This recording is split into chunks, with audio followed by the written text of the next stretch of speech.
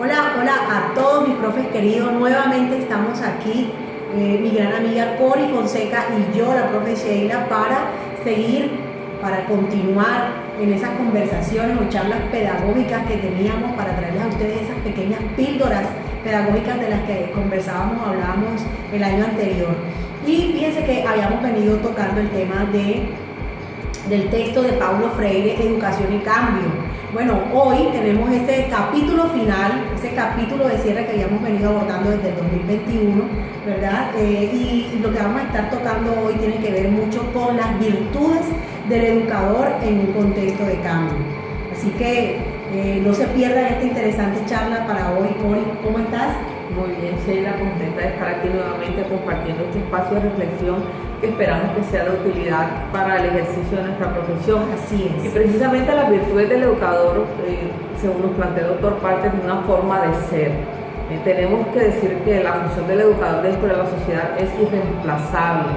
Es una función tan importante que incluso nosotros mismos muchas veces no somos conscientes de ello. Por lo tanto, estas virtudes de las que vamos a hablar hoy hacen parte de un verdadero compromiso del docente, del educador con su profesión. Y vamos a empezar entonces con la primera de ellas, que es la coherencia, tan importante sobre todo en estos tiempos en que hay tanta confrontación con la parte ética y moral. Dice, el educador debe disminuir la distancia entre el discurso dado y la práctica, de tal manera que se desdoble y pues conteste a lo que la práctica demande. En otras palabras, todo aquello que se proyecte debe ser el reflejo de lo que hay interiormente. Entonces debe haber una conexión entre aquello que se expresa y aquello que se hace verdaderamente. Exactamente. La coherencia es súper importante, ¿verdad? Entre el discurso y la práctica. Exactamente. Pero es súper interesante lo que el autor siempre nos ha venido trayendo, ¿verdad? Y nosotros hemos descubierto grandes aprendizajes con él. Pero también hay, digamos que otras virtudes que él menciona, y es la palabra y el silencio. Es otra de esas grandes virtudes que, dice Freire, un docente debe tener para, digamos, que poder generar un cambio dentro de la sociedad. Dice hablar con, es decir, asumirse como sujetos del discurso, saber escuchar, tener la capacidad de preguntar, dando importancia obviamente a cada pregunta, aunque también dice, pues no todas las veces se formulan preguntas de la misma manera. Cierto, y además Paulo Freire nos habla en este sentido de la subjetividad y objetividad.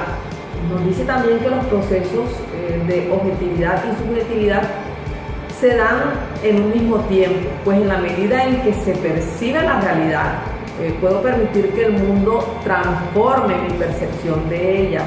Es arbitrario decir expresar que el mundo es como yo lo percibo, es algo egocéntrico. Pues el mundo no es así, el mundo es como es. Y por otra parte, el autor nos menciona otra virtud que también resulta interesante y que tiene que ver con esa capacidad de autoevaluarse, y en este caso se refiere a la autocrítica. Es ser capaces de reconocer los errores, de replantearse, de fortalecer, como diríamos en los términos actuales de educación y evaluación, de fortalecer esos procesos metacognitivos que me permiten ser conscientes de lo que sé y también de aquello de lo que no sé o lo que me hace falta, y eso va a permitir realmente que haya ese mejoramiento continuo que es la finalidad que se tiene a través de esta formación de la educación. Entonces miremos cómo se va hilando subjetividad, objetividad y también la autocrítica dentro de este proceso. Totalmente, pero yo pienso que todo esto debe ser un ejercicio diario que como docentes nos planteamos. En esa medida podemos hacer una mejor, ¿verdad? Digamos que autoevaluación de cada una de nuestras acciones, y no solamente desde el punto personal, sino también desde nuestra práctica, que en estos momentos pues es lo que a nosotros no nos compete, digamos que conversar, ¿verdad? En relación a ello. Aquí y ahora es otra de las grandes virtudes que dice Freire debe tener un buen docente. Se dice que pues debe comprender el aquí del educador y el aquí del educando. Se refiere de pronto a la comprensión del momento y del espacio de los educandos, o digamos que podremos avanzar si no entendemos cuáles son sus necesidades. No podremos hacer ese avance con ellos si no entendemos cuáles son realmente las necesidades, ¿verdad? ¿Qué requieren ellos realmente, tanto como personas, como sujetos, ¿verdad? En la sociedad, como también desde lo académico, podemos decir, dentro de la empresa. Pero hay otras dos virtudes que el autor nos hace caer en la cuenta, digamos que de no seguirla, más bien. Hay otras dos situaciones como que un buen educador debe dejar de lado, más bien debe empezar a lo que tú conversabas, esa autoevaluación, ser autocrítico y ir desprendiéndose de esas cosas que de pronto no son esas generadoras de cambios que necesitamos en estos momentos. Se trata del espontaneísmo y de la manipulación. Evitar caer en ellas, más bien. En cuanto al espontaneísmo y la manipulación, el autor propone que estas posiciones son opuestas y a lo que mismo a esto le llama la democracia sustancial y o radical, por cuanto que el espontaneísmo o espontaneidad revolucionaria, como lo llaman algunos otros autores, hace alusión a un tipo de activismo.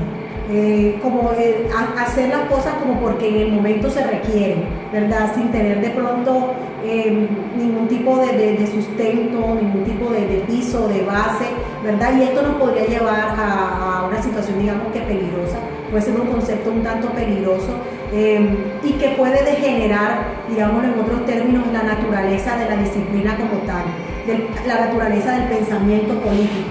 Y esto puede convertirse de pronto en un pensamiento algo arbitrario y también estéril que carece de pronto de sustento, carece de base, como lo decía anteriormente.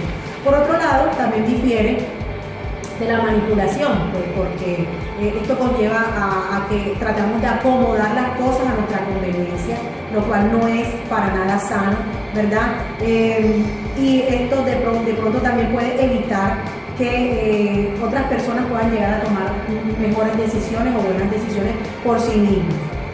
Exactamente, entonces miremos cómo ese espontaneísmo y esa manipulación se oponen a lo que es la enseñanza en un contexto de democracia. Exactamente. Importante eso, y precisamente la democracia es la siguiente virtud sobre la cual haremos esta corta reflexión, y aquí nos dice Freire que es la virtud que tiene que ver con la capacidad de gestionar cambios sociales, de revolucionar y evolucionar.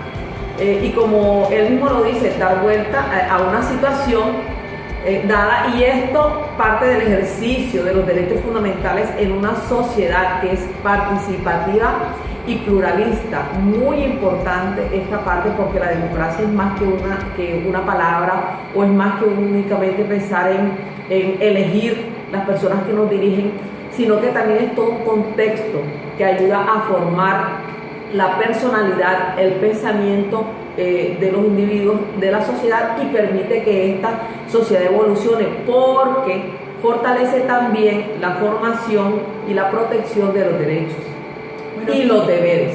Okay. Fíjate, Cori, que todo va llevando como una secuencia, porque él ahora nos está hablando de dos palabras claves también: teoría y práctica, ¿verdad? El autor nos hace claridad en relación a la sociedad que estos dos conceptos deben tener. Es decir, no podemos determinar qué tan funcional puede ser una teoría si no la llevamos a la práctica, si no lo averiguamos a través de la práctica. Pero también nos dice que no puede haber una práctica si no hay una teoría que la sustente a ella. O sea, que no podemos estar implementando, digamos que, situaciones, estrategias dentro del aula si no tenemos claro a qué autor estamos siguiendo, ¿verdad? ¿Cuál es el sustento teórico de eso que estamos haciendo con nuestros estudiantes dentro del aula? En ese sentido, él nos dice que ambas, teoría y práctica, son inseparables, y además nos dicen que teoría y práctica se complementan. Exactamente, son muchas las virtudes que el autor nos muestra y que nos hacen reflexionar acerca de lo que necesitamos ser para ser realmente gestores de cambio. Ahora nos plantea, por ejemplo, otras virtudes que tienen que ver con la paciencia y la impaciencia, pero miremos cómo lo enfocan de una manera muy interesante, porque es que en relación con esto Paulo Freire propone establecer una relación dialéctica entre ambas virtudes, entre la paciencia y la impaciencia, o sea, viendo también la impaciencia como una virtud, teniendo en cuenta que se deben esperar los cambios, y en este caso está la paciencia, y transformaciones en la medida en que se ejercen acciones para ella. Entonces, ahí es donde la impaciencia resulta útil. La paciencia te permite esperar, pero la impaciencia te lleva a accionar para poder llegar a ese propósito exactamente que tú tienes. Es decir, no es solo esperar con paciencia que los fenómenos ocurran, sino tener la disposición de gestionarlos para que estos procesos no queden solo en planes. Así es, y para finalizar, fíjate que para él también resulta muy importante que tengamos una lectura del texto y del contexto. De acuerdo a esta virtud, el autor plantea que es indispensable tener una visión clara del escenario en el cual está inmersa la literatura que se aborda y que se le propone dentro del aula de clase. En este sentido expresa textualmente dos frases que quisimos traerles aquí muy así textuales. Dice: leer la realidad sin leer las palabras. Interesante. Y toda lectura de texto supone una rigurosa lectura del contexto. Entendemos entonces que es una labor del docente realmente vivir el contexto en el cual se desarrolla su práctica pedagógica, conocer realmente en dónde está ubicada su escuela, de dónde son sus estudiantes, quiénes son ellos, qué necesitan, qué dificultades tienen, qué fortalezas tienen también, ¿verdad? Para poder de esta manera hacer que sus estudiantes encuentren real significado a esos aprendizajes que se les están llevando. Fíjate que en esto que habla él de leer la realidad sin leer las palabras es lo que el error que muchas veces se comete. O sea, se lee la realidad, ¿verdad? Y no se conecta la relación de esa realidad exactamente con las palabras. Muchas veces ocurre eso. Entonces es importante hacer ese ejercicio de hacer una lectura de la realidad, ¿verdad? Y que no únicamente nos vayamos a remitir a la parte literal de lo que estamos leyendo, sino esa parte del contexto, y es lo que se trabaja mucho. Y bueno, de esta manera vamos a cerrar esta obra tan interesante que hemos venido presentando desde el año anterior, que se llama Educación y Cambio, a través de la cual hemos visto varios capítulos en los cuales se han hecho reflexiones que son interesantes y que parten del pensamiento de este autor tan importante y tan impactante para la educación latinoamericana, sobre todo por todas las propuestas que él hace, y que además de ser un pedagogo es un ciudadano del mundo, es alguien que piensa realmente en los cambios sociales y propone realmente la gestión de esos cambios. Esperemos que haya sido muy provechosa para ustedes, igual de esta forma estas charlas, y que hayan contribuido como docentes al ejercicio que estamos haciendo al lado de estos grandes autores a través de los años, y que nos siguen transmitiendo grandes enseñanzas. Esperamos que en próximas oportunidades podamos hacer otras reflexiones sobre otros autores que incluso nos pueden proponer.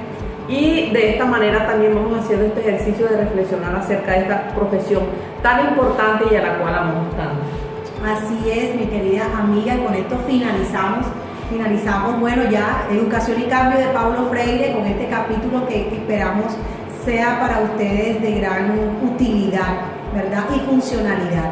Entonces, nos despedimos de ustedes deseándoles lo mejor para este día, que el Señor les bendiga, de seguirnos en nuestras redes, de darle allí el clic a la campanita para que también se suscriban, y el like para que pues nos hagan saber también sus comentarios, que hemos pensado en relación a toda esta reflexión que hoy les hemos traído con mucho cariño, con mucha dedicación, pero también con mucho agrado, esperando que sea para ustedes de gran provecho. Un abrazo. Muchas bendiciones. Bendiciones.